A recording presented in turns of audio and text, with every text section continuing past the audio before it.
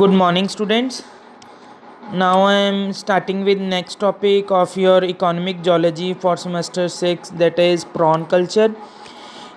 Prawn culture, basically prawns are one of the most economically important fishery organism of India. बेटा जैसे just like fishes ये भी एक हमारा फ्रेश वाटर और पॉन्ड वाटर ऑर्गेनिज़म है जिसकी हम रेयरिंग करते हैं। क्यों करते हैं? क्योंकि बेटा ये एक तरह का एक फूड एज अ फूड इसको लिया जाता है। ठीक है। Prawn are the most esteemed food among the marine food organisms, so therefore they are in great demand both in the local and international markets। तो बेटा इसकी बहुत ज़्यादा डिमांड है, इस वजह से हम प्रॉन की कल्चरिंग करते हैं। तो बेसिकली प्रॉन्स है क्या, मैंने पहले ही बताया है। एक हमारे पास इक्वेटिक पानी वाला क्रिस्टेनियन है जिसका बेटा बाहर की तरफ एक्जोस्केल्टन होता है और उसमें कितनी 10 लेग्स होती हैं। ठीक है। और इनको मोस्टली जो प्रॉन्स होते हैं वो उनको क्या करते हैं, लोग खाते हैं, इसको एज अ सी फूड लेते हैं। तो जो हमारा इंडियन प्रॉन है जिसकी हम कल्चरिंग करते हैं उसकी साइंटिफिक क्लासिफिकेशन क्या है? किंगडम एनिमिलिया है, फाइलम ऑर्थोपोडा है, क्लास माला कॉस्ट्रेका है, ऑर्डर डेकापोडा है, फैमिली प्लैमोनिडिया है एंड जीनस कौन सा है? मैक्रोब्रैकियम। नेक्स्ट बेटा प्रॉन कल्चर जो है इंडिया में ये एक पुरानी टेक्नोलॉजी से हमारे पास इवॉल्व हुआ है। ठीक है। और एक ये it's a kind of business. तो ये इंडिया में इसकी सेकंड नंबर पे है ये एक्वा कल्चर प्रोडक्शन में, चाइना से बाद। चाइना के बाद इंडिया में इसका सेकंड नंबर है एक्वा कल्चर प्रोडक्शन में। तो ये कुछ इसके मेजर रोल्स हैं। ठीक है। जिसकी वजह से एक्वा कल्चर अपलिफ्ट हुआ है, आगे बढ़ा है इंडिया में। कौन सा? First, vast untapped surface water resources availability, हमारे पास सरफेस वाटर की अवेलेबिलिटी थी। Standardisation of new production techniques, हमारे पास प्रॉन की प्रोडक्शन के लिए टेक्निक्स थी। नेक्स्ट है हमारे पास एक्सटेंशन ऑफ टेक्नोलॉजी थी, हमारे पास अवेयरनेस थी, इंफॉर्मेशन थी। ठीक है। नॉलेज, प्रैक्टिकल नॉलेज थी दी फार्मर को, गवर्नमेंट और बाय नॉन गवर्नमेंट ऑर्गेनाइजेशनल। और one of the most important की फाइनेंशियल हेल्प की गई एक्वाकल्चर फार्मर्स की, उनको पैसे दिए गए कि आप इसकी कल्चरिंग करो। आजकल जो मेन हमारा सबसे प्रॉन जिसकी इंडियन प्रॉन है जिसकी कल्चरिंग की जा रही है वो कौन सा है? मैक्रोब्रैकियम रोज़नबर्गी। तो ये इंडियन प्रॉन है जिसकी आजकल कल्चरिंग की जा रही है। तो इसके आइडेंटिफिकेशन फीचर्स क्या हैं? मैक्रोब्रैकियम रोज़नबर्गी को बेटा हम गैंट फ्रेश वाटर प्रॉन भी बोलते हैं। इसके फीचर्स क्या हैं कि इसमें ग्रे और लॉन्गिट्यूडनली स्ट्रीक्स होती हैं of light and dark colour. Then the largest purpod limbs of adult male is dark blue and orange at joints। ठीक है बेटा, जो इसके लिम्स होते हैं, ठीक है, मोस्टली हाथ पैर जो टांगे जिनको बोल दो, वो डार्क ब्लू कलर की होती हैं और जॉइंट्स यहाँ पे होते हैं, वहाँ पे ऑरेंज कलर के होता है उसका। The eggs of berried female are yellow in colour. जो फीमेल्स के एग होते हैं वो कौन से होते हैं? येलो कलर के होते हैं। Presence of long and cylinder rostrum with 11 to 14 teeth on dorsal margin. ठीक है बेटा, वेंट्रल पार्ट पेट वाला और डॉर्सल पीछे वाली साइड पे इसके 11 से 14 दांत होते हैं। ठीक है। और 8 से 14 दांत ऑन वेंट्रल मार्जिन, और 8 से 14 कहाँ पे होते हैं? पेट वाली साइड पे मार्जिन जो होता है। Then both male and female grow up to 35 centimetre and 24 centimetre respectively. Species of prawn culture कौन से हमारे पास? मैक्रोब्रैकियम रोजेनबर्गी एंड मैक्रोब्रैकियम मालकोल मसोनी। तो बेटा मैक्रोब्रैकियम रोजेनबर्गी जो है हमारा, ये कहाँ पे पाया जाता है? इंडो वेस्ट पैसिफिक और रीजन में, including India, Vietnam, Philippines, New Guinea and in India में mostly is known as golda chingri and mocha chingri. Steps in prawn culture बेटा, स्टेप्स क्या हैं हमारे पास? जो फर्स्ट स्टेप है क्लाइमेटिक कंडीशन, हमें वार्म क्लाइमेट चाहिए। सेकंड टोपोग्राफी ऑफ लोकेशन, आपकी जो लोकेशन है उसकी टोपोग्राफी क्या होनी चाहिए? उसकी जहाँ तो वो फ्लैट हो, जहाँ वो जेंटली थोड़ा सा स्लोप्ड सरफेस हो, थोड़ा सा टेढ़ा सरफेस हो। सॉइल उसके बीच में आपके पास कैसी होनी चाहिए? सैंडी क्लेई लोम और स्लिट क्लेई लोम सॉइल होनी चाहिए।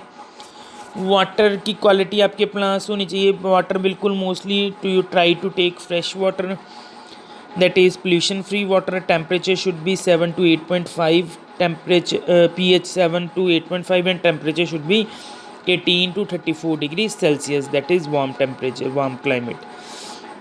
Then next step is of farm construction. Farm construction में आपको एक बहुत सारा पॉन्ड चाहिए। पॉन्ड का साइज़ और डेप्थ कितनी होनी चाहिए? Size should be 0.5 to 2 hectares, area with capacity of holding 1.5 to 2 metres water. ठीक है, उसके पॉन्ड के बीच में कितना पानी होना चाहिए? 1.5 से 2 मीटर तक पानी होना चाहिए। तो बेटा देन सेकंड है दी डेक, इसके बीच में बेटा हमारे पास क्या होना चाहिए? गुड ड्रेनेज अरेंजमेंट होना चाहिए। ठीक है, कि जो उसके एग उग है या कोई वेस्ट है वो जल्दी ड्रेन आउट हो जाए, जो एग हैं वो बचे रहें, बाकी चीज़ ड्रेन आउट हो जाए, एग बाहर ना हो। तो प्रॉपर ड्रेनेज सिस्टम अरेंजमेंट होना चाहिए। वाटर सप्लाई होनी चाहिए। थर्ड, ड्रेनेज होनी चाहिए। Well planned water inlet and outlet, बहुत सही तरीके से पानी अंदर जाना चाहिए और बाहर आना चाहिए। ठीक है, प्रोडक्शन सिस्टम के बीच में बेटा फर्स्ट है हमारे पास फर्टिलाइजेशन, जो typical mail and female ratio एक प्रॉपर होनी चाहिए। ठीक है, उनकी कॉपुलेशन होगी, कॉपुलेशन से फर्टिलाइजेशन होगी। तो एम्ब्रियोनिक डेवलपमेंट पे हमें प्रॉपर केयर करनी होगी। ठीक है, फीमेल प्रॉन्स की। उसके बाद एग की हैचिंग होगी, हमारे लार्वाज आएंगे, लार्वा की डेवलपमेंट होगी। लार्वा की टोटल 12 लार्वल स्टेजेस होती हैं। ठीक है, आपने लास्ट ईयर पढ़ा था उसमें एंटोमोलॉजी में लार्वा के बीच में मोल्टिंग होती है जिसको हम इंस्टार बोलते हैं। तो प्रॉपर लार्वा की फीडिंग होनी चाहिए। ठीक है, नेचुरली या सप्लीमेंट्री आप आउटसाइड से फीड दोगे फिर वो यंग प्रॉन्स बनेंगे और उनकी हार्वेस्टिंग होगी और प्रोसेसिंग होगी और मार्केटिंग होगी। ठीक है, these were the essential steps. So here next is the description, site selection. ठीक है, पहले हमने पढ़ लिया कि site should be a proper. ठीक है, क्योंकि site selection play important role as the entire management aspect of the farm. Then climatic condition should be warm, that is temperature should be from 18 to 34 degrees Celsius, and a climatic condition like rainfall, evaporation, sunlight, wind speed, extra also play a critical role. Topography means जहाँ तो plain area होना चाहिए, जहाँ थोड़ा सा sloppy होना चाहिए। ठीक है, जो low lying lands, water locked area होना चाहिए। Salinity and alkalinity effect areas could be effectively use for construction of scampi farms. ठीक है, जिनके बीच में थोड़ी सैलिनिटी और अल्किनिटी होगी उन एरियाज़ को हम ज़्यादा प्रेफर करेंगे। सॉइल की क्वालिटी हमने पहले पढ़ा, सैंडी क्ले लोम, स्लिट क्ले लोम होनी चाहिए। ठीक है, वाटर की रिटेंशन 85% होनी चाहिए। वाटर की क्वालिटी पहले हमने पढ़ा, pH 7.8 to 8 होनी चाहिए। Temperature should be 18 to 34। Dissolve oxygen कितनी होनी चाहिए? 3 to 7 ppm। फार्म कंस्ट्रक्शन, हमें प्रॉपर डिज़ाइन पहले उसका नक्शा बना के प्रॉपरली उसको कंस्ट्रक्ट करना होगा। पॉन्ड को, पॉन्ड के बीच में हमारी कितना एरिया होना चाहिए? 0.5 to 2 हेक्टर्स एरिया होना चाहिए। उसकी डेप्थ कितनी होनी चाहिए? हमारी 1.5 to 2 मीटर्स उसकी डेप्थ होनी चाहिए।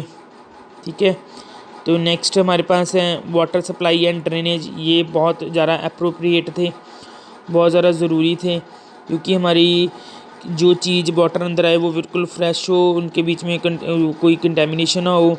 ठीक है। और जो ड्रेन वाटर है वो भी should be easy to drain water, ठीक है।